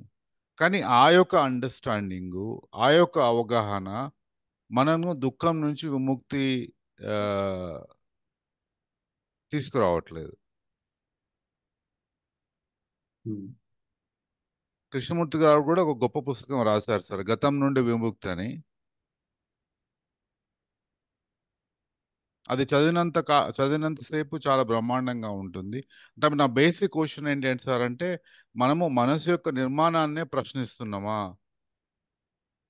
ఆ యొక్క నేచురల్ స్టేట్ నుంచే విడుదల పొందడం అని, అందుకే ఇంత కష్టసాధ్యంగా ఉందా? ఇక్కడ మనం అర్థం చేసుకోవాల్సింది ఏంటంటే, is it a natural state of the mind or it is constructed in time the state? అంటే ఏ స్థితిని గురించి మనం నేను స్థితి గురించి అంటున్నామో, ఇది సహజ స్థిత, లేదా అంటే కాలములో నిర్మించుకున్న స్థిత అనేది మనం చూడవలసిందన్నమాట. ఎందుకంటే సహజ స్థితి అనేది ఎప్పుడూ మార్చలేని స్థితి, అది అలా ఉండాల్సిందే అంతే. అంటే ఇప్పుడు పుట్టుకతోటే ఒక అంగవైకల్యం, అంధత్వం ఉంది, దాన్ని మార్చే స్థితి లేదు, సహజంగా ఏర్పడింది అది పుట్టుకతోటే. అలాగే సహజంగా ఉన్నది అయితే మార్చలేనిది, అది అంతే. సహజంగా వచ్చినటువంటి ఒక పరిమళం కానీ, లేకపోతే మరేదైనా ఒక విషయం కానీ, అది అంతే. దాన్ని మార్చడం చాలా చాలా దుర్లభం. అయితే కాలములో కట్టుకున్నది, నిర్మించేది మార్చవచ్చు, నిర్మించిన దాన్ని. అది మాత్రం రూఢిగా తెలుస్తుంది మనకి. చూడండి, ఫ్రమ్ మిలియన్స్ ఆఫ్ ఇయర్స్ మనిషి ఉన్నాడు. అతనిలో ఉన్నవి ఏంటి? జంతు గుణాలు. ఆ కోపం, ఆ భయం, ఆ రకమైన రియాక్షన్స్, సెక్స్, ఏదైతే చూడండి అంతా కూడా ఒక రకమైన జంతు గుణాలు. ఆ, తనవారు అనేటువంటి కుక్కల్లో, దీంట్లో, అందులో చూడొచ్చు. ప్రతి జంతువులో కూడా ఒక రకమైన మనిషిలో ఉన్న గుణాలు కనిపిస్తూ ఉంటాయి. దాంట్లో ఉన్న గుణాలు మనలో కనిపిస్తూ ఉంటాయి. సో ఆ జంతు గుణాలతో వచ్చింది ఈ మనస్సు అన్నమాట, ఇది ఏర్పడింది. అయితే ఈ జంతు గుణాలతో ఉన్నటువంటి మనస్సు, నేను అనేది ప్రవర్తిస్తుంది, నిత్య జీవితంలో ప్రవర్తిస్తుంది దాని ద్వారానే. దీంట్లో మళ్ళీ ఆలోచన, బుద్ధి కుశలత ఇవన్నీ ఉన్నాయి, విమర్శన జ్ఞానం ఇవన్నీ చేరి వచ్చాయి. సో దీంతో ఏం చేసింది అది కాలంలో? ఆ రియాక్షన్స్లో అది అలాగ అభివృద్ధి చేసుకొని, కల్టివేట్ చేసి ఇంకా ఇంకా గాఢతరం చేసింది దాన్ని. అంటే the more you think about that hatred, you become more, అంటే ఇంకా ఇంకా ఘనీభవిస్తుంది అది, ఇంకా ఇంకా వైలెంట్ అవుతుంది అది, ఇంకా ఇంకా హర్టింగ్ నేచర్ పెరిగిపోతుంది. సో ఇలాగా అది పెరిగి పెరిగి చాలా దృఢంగా తయారైపోతుంది అనమాట నేను. సో ఆ విధంగా కాలంలో బలపడిపోయింది నేను. అలాగా కాలంలో ప్రయాణం చేస్తూ వేలాది సంవత్సరాలుగా, మిలియన్స్ ఆఫ్ ఇయర్స్ బట్టి ఇలా బలపడిపోయిన నేను, కాలము ద్వారా వెళ్తున్న నేను, దానికి ఒక స్పృహ లేదన్నమాట. ఏంటి? దుఃఖాలను అనుభవిస్తుంది, భయాన్ని అనుభవిస్తుంది. ఆ దేవుడి దగ్గరికి వెళ్ళి, గుళ్ళకి వెళ్ళి ఆ భయాన్ని, దుఃఖాన్ని పోగొట్టమని, లేదా సమస్యలు తీర్చమని అడుగుతుంది. అనేక మందిని కోరుతుంది, దాని నుంచి ఎలా బయటపడాలని తెలుసుకోవాలని గ్రంథాలు చదువుతుంది. ఈరోజు చాలామంది ఆ, తనలో ఉండేటువంటి బోర్డం నుంచి బయటపడాలని, లేదా అంటే భయం నుంచో, ద్వేషం నుంచో, కోపం నుంచో బయటపడాలని ప్రయత్నం చేస్తున్నారు. ఎందుకు ప్రయత్నిస్తున్నారు? అది వాళ్ళని బాధిస్తుంది. మనశ్శాంతి లేక, నిద్ర పట్టక ఈరోజు ఒక తీవ్రమైన ఆందోళన మనసులో, ఎందుకో తెలియదు, యాంగ్జైటీ, కాన్ఫ్లిక్ట్. దీని నుంచి ఎలా బయటపడదామని ఎన్నో నిద్రలేని రాత్రులు గడుపుతూ వ్యసనాలు పాలై, దాన్ని మర్చిపోవడానికి ఆలోచనని, చింతనని మర్చిపోయి సుఖనిద్ర కావాలని ఆ మరుపు కోసం సెక్స్ని ఒక ఆలంబనంగా చేసుకొని, డ్రింక్ని ఒక ఆలంబనంగా చేసుకొని, ఇలా చేసి అలా చేసి ఏదో రకంగా చేస్తుంది. కానీ ఆధారపడడం అనేది తిరిగి పునరావృతమే అవుతుంది అది. ఎందుకంటే ఆధారం అనేది తగ్గిపోగానే అది మళ్ళీ తన యథాస్థితికి చేరుకుంటుంది. కాబట్టి ఆధారంతో దాన్ని బాగు చేయలేనని మనిషికి సుస్పష్టంగా తెలుస్తుంది అది. కాబట్టి కానీ అతని ఆధారం మీదే సులువుగా ఉంది కదా. ఏదో తాగిస్తే పోయింది, నిద్ర మాత్రం వేసుకుంటే పోయింది, లేదా అంటే ఏదో సెక్స్లో ఉంటే పోయింది. అలాగా ఏదో ఒక ఆధారం మీద దాన్ని మర్చిపోయే ప్రయత్నాలు అనేవి సులువుగా చేయొచ్చు. కాబట్టి అది సులువుగా చేస్తున్నారు. కానీ తన్ను తాను తెలుసుకోవడం అనేది ఎంత కష్టము. ఎందుకంటే భయంకరంగా ఉండేటువంటి తన స్వభావాన్ని చూడడానికి ఎంత ధైర్యం కావాలి, ఎంత ఓర్పుగా చూడాలి, ఎంత కష్టపడాలి దానికోసం. ఆ లేబర్కి ఎవరు ఇష్టపడటం లేదు. హాయిగా వినడానికి ఇష్టపడుతున్నారు, చదవడానికి ఇష్టపడుతున్నారు, తెలుసుకోవడానికి ఇష్టపడుతున్నారు. కానీ చూడడానికి ఎవరు ఇష్టపడటం లేదు, అంత గాఢంగా చూడడానికి. ఎందుకంటే ఎంతో శ్రమపడి, ఎంతో గాఢమైన శ్రద్ధ ఉండి, ఆ దాని మీద ఎంతో అభిలాష ఉండి, ఆ ప్రేమతత్వం ఉండి దాన్ని తెలుసుకుందామని, అప్పుడు ఆ జిజ్ఞాస ఉండి, ఆ తీవ్ర శ్రద్ధ జిజ్ఞాసలతో మనిషి చూడగలగాలి కదా. ఇప్పుడు అలా చూడగలగలేకపోతున్నాను. కారణం, తను జైల్లోనే ఉన్నాడనే స్పృహ లేదు కొంతమందికి. అసలు జైల్లోనే ఉన్నాడనే స్పృహ లేదు, కానీ జైల్లోనే బతుకుతున్నారు. ఆ జైల్ని డెకరేట్ చేసుకుంటున్నారు. ఆ డెకరేషన్లో మర్చిపోతున్నారు అనమాట. ఆ డెకరేషన్ ఏంటి? అల్పానందాలు, లేకపోతే సెక్స్, లేకపోతే వ్యసనాలు, లేకపోతే మర్చిపోయే విధానాలు, లేకపోతే సరిపెట్టుకోవడాలు, సమర్థించుకోవడాలు. వీటితో ఆ జైలుని డెకరేట్ చేసుకొని జైల్లో ఉన్నాననే విషయాన్ని మర్చిపోయి జీవిస్తున్నాం అన్నమాట మనం. అలా జీవించడం వల్ల మనకేమవుతుంది? ఆ జైల్లో ఉన్నాననే స్పృహ పోయింది. నేను బందిఖానాలో ఉన్నాను అనుకున్నవాడు నేను బయటికి ఎలా రావాలి అని ఆలోచిస్తాడు. నేను బందిఖానాలో ఉన్నానని తెలియకపోతే ఎలా బయటకు వస్తాడు? చేత మనల్ని మనమే బంధించుకున్నాం మన ఆలోచనలతో, మన తాలూకా చింతన విధానంతో. మనకు మనమే శత్రువుగా మారాం, బయట శత్రువులు కాదు. మనమే శిక్ష విధించుకొని ఆ యొక్క బాధలు, భయాలు, సమస్యల మధ్య నలిగిపోయి ఆ, పూర్తిగా హింసింపబడుతున్నాం. లోపల మనం హింసించుకుంటున్నాం మనల్ని. ఇది అర్థం కావటం లేదన్నమాట. ఎందుకు మనల్ని మనం హింసించుకుంటున్నాం? ఎందుకు మనలో ఏది హింసిస్తుంది మనల్ని? బయట వాళ్ళ, మనం హింసించుకున్నామా అని లోతుగా అన్వేషణ చేసే ఓపిక లేదు. ఆ శ్రమ పడడానికి ఇష్టం లేదు. అయితే ఎవరో నల్ని బయట పెట్టేయాలంటే ఎవరు బయట పెట్టలేరు. ఈ విషయాన్ని ఏ గురువు ఒకరిని బయట పెట్టలేడు. అది ఇచ్చేది కాదు, ఒకరు పుచ్చుకునేది కాదు. ఒకరు తనను తానే తెలుసుకోవాలి. అంటే తనలో ఉన్నటువంటి ఈ ఈ గుణాలు ఏవైతే ఉన్నాయో అవి కాలము ద్వారా బలపడిపోయాయి. రాను రాను రాను రాను బలపడిపోయాయి. అనేక అనుభవాలు గుండా పోయి వేలాది సంవత్సరాల జీవితంలో బలపడిపోయాయి. బలపడిపోయి అమాయకత్వం అనేది పోయింది మనిషికి. మనిషికి ఏమొచ్చింది ఇప్పుడు? గత జ్ఞానముతో పూర్తిగా నింపబడి ఉన్నాడు. ఆ గత జ్ఞానమే మనిషి నిండా ప్రవహిస్తుంది. సో ఇది మనము ఆ గుణాలని, ఆ యొక్క విషయాల్ని ఏంటిది అని చూడటానికి సుముఖంగా లేము. ఎందుకంటే అవి చాలా భయానకంగా ఉన్నాయి, చాలా కష్టతరంగా ఉన్నాయి చూడటానికి. కాబట్టి మనము ఏం చేస్తున్నామంటే దాని నుంచి క్షణక్షణము తప్పించుకోవడానికి, క్షణక్షణము మర్చిపోవడానికి ప్రయత్నిస్తున్నాము. సో అలా మర్చిపోవడానికి లేకపోతే తప్పించుకోవడానికి, అణిచివేయడానికి చేసిన ప్రయత్నాలు సఫలమయ్యాయా? ఎప్పటికీ సఫలం కాలేదు. ఆ సత్యం మనకు కూడా తెలుసు.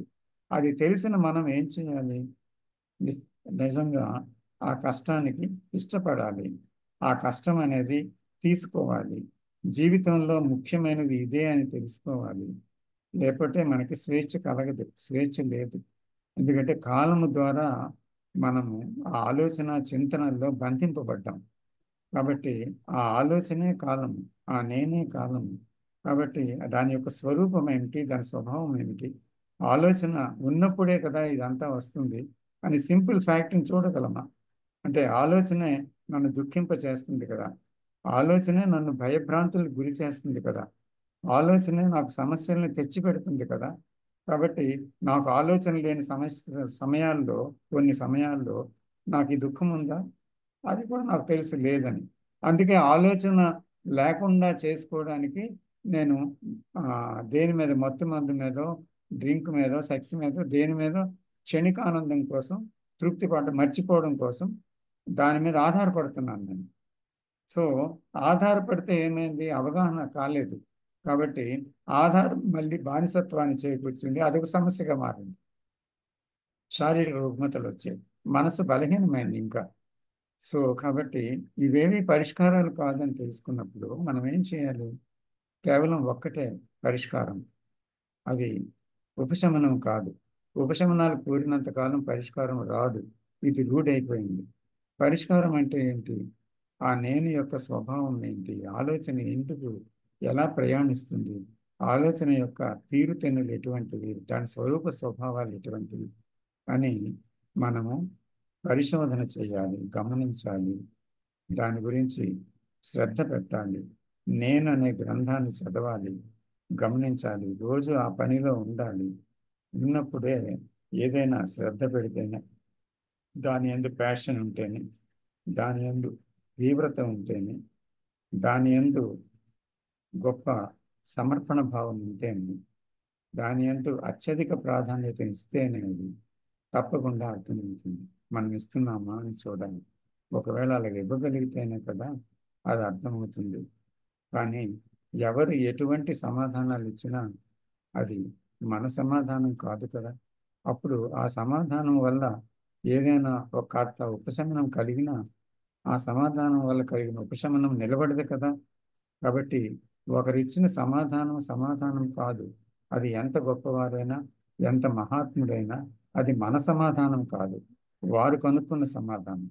కాబట్టి మన సమాధానము మన నుంచే మనకు తెలియాలి. తెలిస్తేనే అప్పుడు మనకు ఆ స్వేచ్ఛ లభిస్తుంది. అది తెలియాలంటే మనమేంటో మనము నిత్య జీవితంలో ఎప్పటికప్పుడు పరిశీలిస్తూ ఆలోచన యొక్క కదలికలన్నిటినీ క్షుణ్ణంగా మనం ఎరుకతో పరిశీలించినాడే మొత్తం చరిత్ర అంత అర్థమవుతుంది. దాని చరిత్ర దానికదే వెల్లడి చేస్తుంది.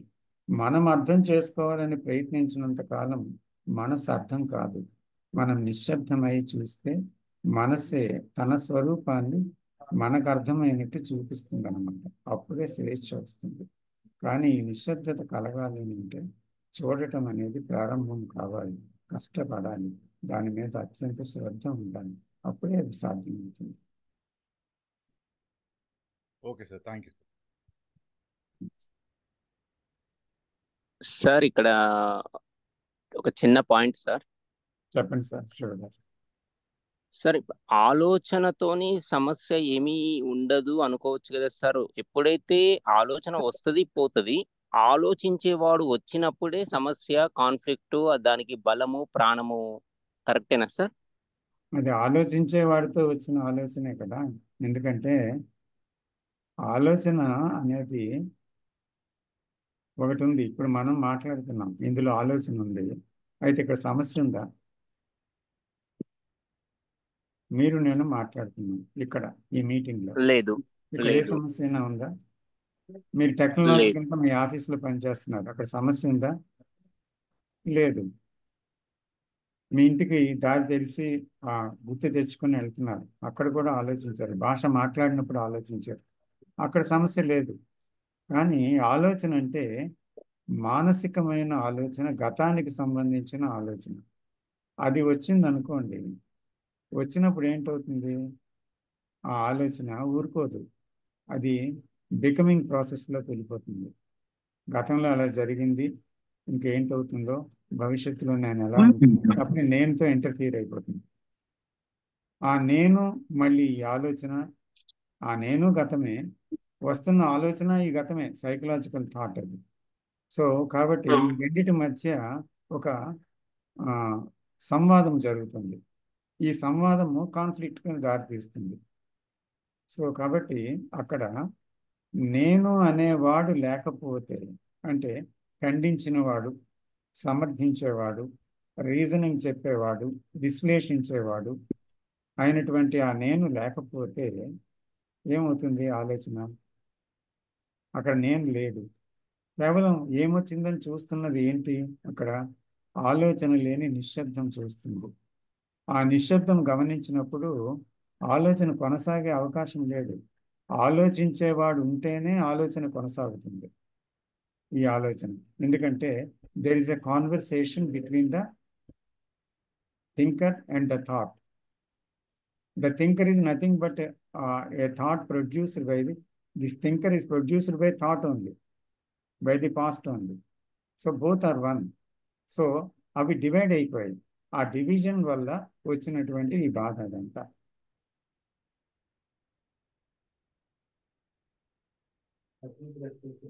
Okay, thank you sir. Welcome.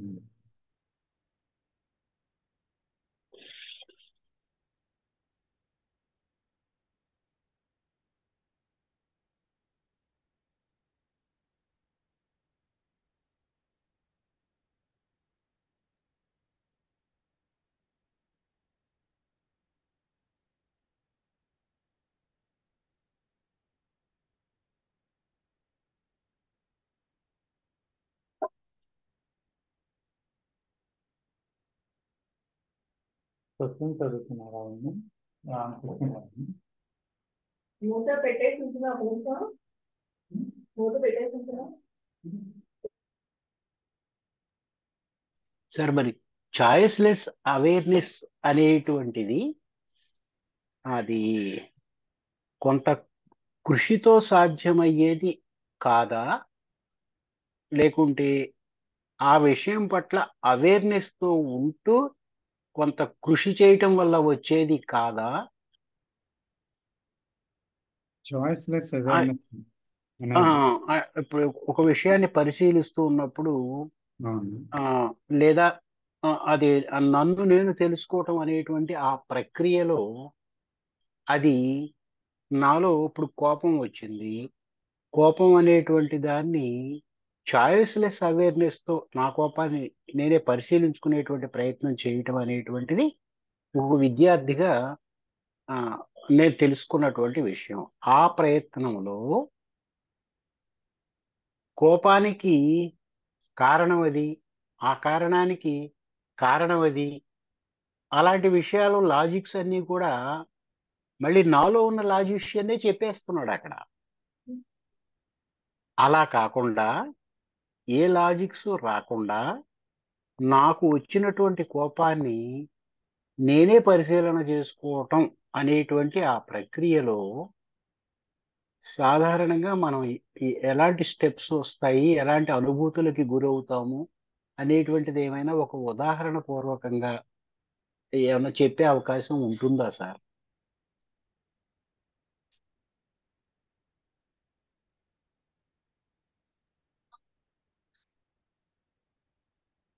అంతే సార్. మొట్టమొదట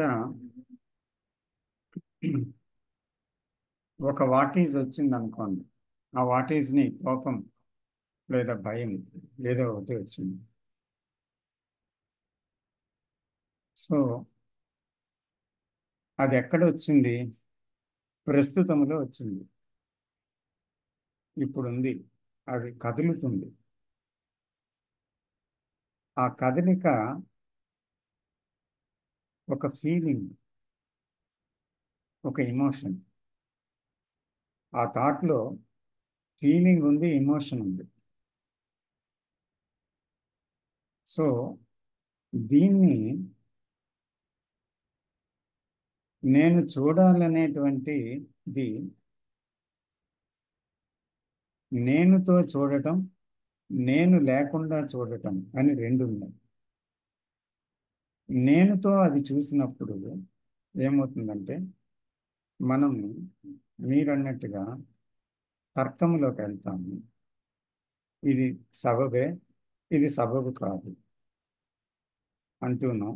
లేకపోతే దీని కారణం ఇదే ఉంటుంది, అలా అనకపోతే నాకెందుకు ఈ బాధ, కోపం వస్తాయి. నేను కారణం కాదు కాబట్టి నేనే ఈ విషయంలో కారణం అని ఏదో ఒక విషయానికి వెళ్తూ ఉంటుంది, ఆలోచించి. సో ఇది నేనుతో చూడటం. అయితే చాయిస్లెస్ అవేర్నెస్ అనేటువంటిది ఏమిటంటే అక్కడ నిశ్శబ్దం నుంచి చూడటం. అంటే ఒకానొక ఈ ఉదాహరణ మళ్ళీ దేంతోని మనం ముడిపెట్టకుండా కేవలం ఒక ఉదాహరణకు మాత్రమే, అవగాహనకు మాత్రమే, కాంటెక్స్ట్కి మాత్రమే సంబంధించి తీసుకుంటే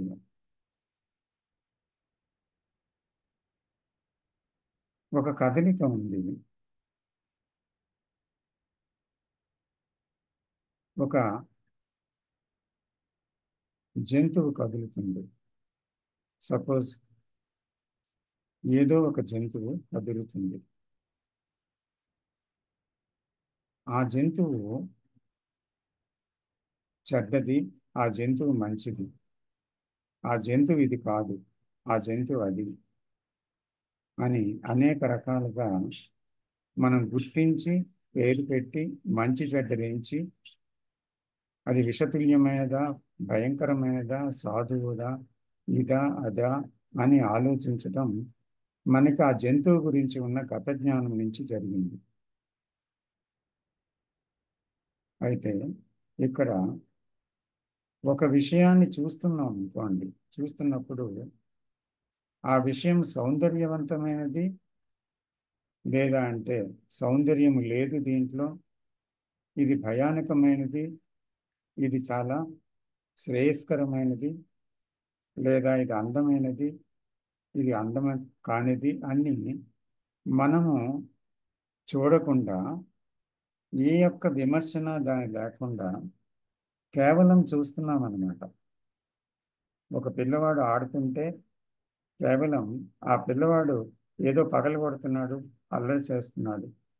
కానీ ఆ పిల్లవాడిని అర్థం చేసుకోవాలంటే అతను పగలగొట్టింది, అతను పాడు చేసింది, అతను కేకలేసింది, ఇవి చూడడం వల్ల ఆ పిల్లవాడి మీద కోపం రావచ్చు, రాలుగా అనొచ్చు, నాటీ బాయ్ అనొచ్చు, ఏదైనా అనొచ్చు. కానీ ఆ పిల్లవాడి యొక్క చేష్టల్ని, ఆ పిల్లవాడి మనస్తత్వాన్ని గమనించాలంటే మనము అవన్నీ కాకుండా వాడు ఎలాగా గేమ్ ఆడుతున్నాడు, వాడు ఎలాగ ఆనందిస్తున్నాడు, వాడు ఎలా కేకలేస్తున్నాడు, వాడు ఏం చేస్తున్నాడు, ఎలా నిశ్శబ్దంగా ఉన్నాడు, ఎలాగ చిరునవ్వు నవ్వుతున్నాడు, ఇవన్నీ విషయాల్ని మనం గమనించాలంటే వాడి మీద వ్యాఖ్యానం చేయకూడదు.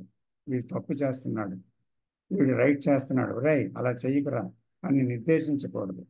కేవలం నిశ్శబ్దంగా దూరం నుంచి అబ్జర్వ్ చేయాలి. ఇది నిశ్శబ్దం. అయితే దీనికి ప్రయత్నం అక్కర్లేదు, కేవలం అర్థం చేసుకోవాలంటే అలాగే చూడాలని తెలిస్తే చాలు. కాబట్టి మన ప్రమేయం లేకుండా చూస్తున్నాం ఆ పిల్లవాడిని, అంతే. చూస్తుంటే ఆ పిల్లవాడి యొక్క మనస్తత్వం ఏంటో మనకు బాగా అర్థమైంది. అతని మూమెంట్స్ వల్ల ఏమైంది, ఇలా చేస్తున్నాడు, అలా చేస్తున్నా, ఓహో పిల్లవాడి మనస్తత్వం ఇది అని అర్థమైంది. అలాగే మనస్సు యొక్క పోకడలన్నీ కూడా కేవలం ఆ మనస్సుతో కలిసిపోకుండా, ఆ మనస్సుతో అంటే నేను అనే దాంతో మళ్ళీ ఇంకొక ఆలోచనతో దాన్ని చూడకుండా, ఎంపిక చేయకుండా తప్పుని కేవలం చూస్తూ ఉంటే అక్కడ ఆలోచన లేకుండా ఆలోచనని చూడడం అన్నమాట. అలాంటి ఒక చూడటంలో కేవలం ఆలోచన యొక్క స్వరూప స్వభావాలన్నీ తేట తెల్లమవుతాయి. అది అదే బహిరంగపరుచుకుంటుంది దాని విషయాన్ని. మనం బహిరంగపరచం. మన క్లెవర్నెస్ ఇంటర్ఫియర్ అవ్వదు. మన జడ్జిమెంట్ అక్కడ లేదు. మన విమర్శనా జ్ఞానం అక్కడ లేదు. కేవలం అది దానంతట అది తేట తెల్లమవుతుంది.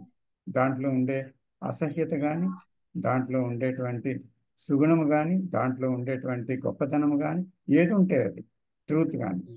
సో అలాగ చూడటం వల్ల మాత్రమే మనసు యొక్క సహజ స్థితి మనకి అర్థమవుతుంది అనమాట.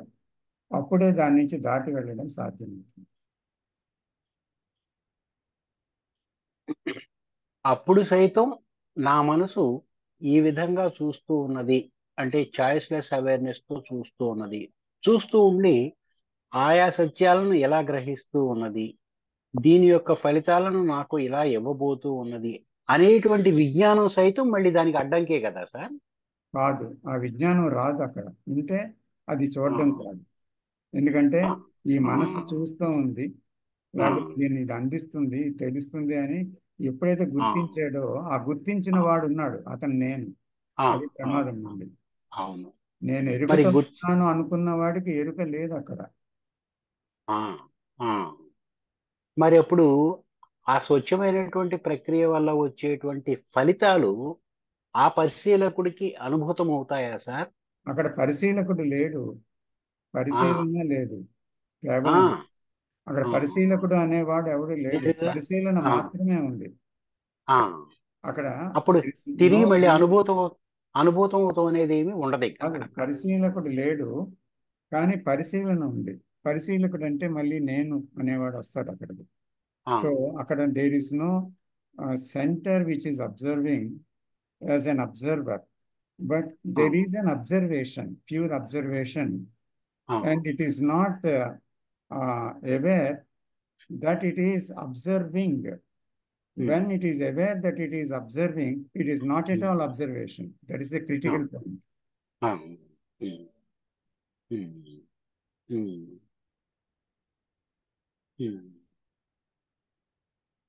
మొత్తం మీద ఆయా విధి విధానాలు కానీ వాటి యొక్క ఫలితాలు కానీ నా యొక్క అనుభవానికి రాకుండానే నేను స్వేచ్ఛ వైపుకు వెళుతూ ఉంటానన్నమాట. అంటే అక్కడ నేను అనే లేని స్థితి, నేను లేని స్థితి నుంచే చూడాలి. కాబట్టి అందుకని ఇది first step is the last step అంటారు కృష్ణజీ. ఇది అండర్స్టాండ్ చేసుకోవడం చాలా కష్టం అన్నమాట. ఎందుకంటే ఎప్పుడైతే ఆ నేను లేని స్థితి అంటే సైలెన్సే కదా, ఎరుకే కదా. సో ఆ సైలెన్స్ నుంచి దేన్ని చూసినా అది సైలెన్సే అయిపోతుంది అనమాట. అప్పుడు there are no two things, then there is only one thing.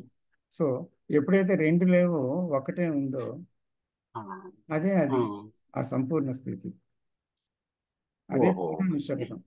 అయితే ఇది నిశ్శబ్దం నుంచే బయలుదేరాలి, నిశ్శబ్దంలోనే మళ్ళీ అంతం అవుతుంది. ఆది అంతము అదే. ఓహో, ఇప్పుడైతే ట్రాన్స్ఫార్మేషన్ అనేటువంటిది క్రమంగా వచ్చేది కాదు, అప్పటికప్పుడు వచ్చేసేదే ట్రాన్స్ఫార్మేషన్ అనేటువంటి దాని యొక్క అర్థం కూడా ఇదేనేమో సార్? కూడా ఇదే. Okay sir, thank you sir, thank you. So we are stopping this సమాలోచన at 8 p.m. So think there is time now, it is. So I'm closing it, sir. So thank you very much. Thank you for the participants. Thank you sir. అందరికి కృతజ్ఞతలు sir. Thank you sir. Thank you very much, sir. Thank you. Thank you, sir. Namaste.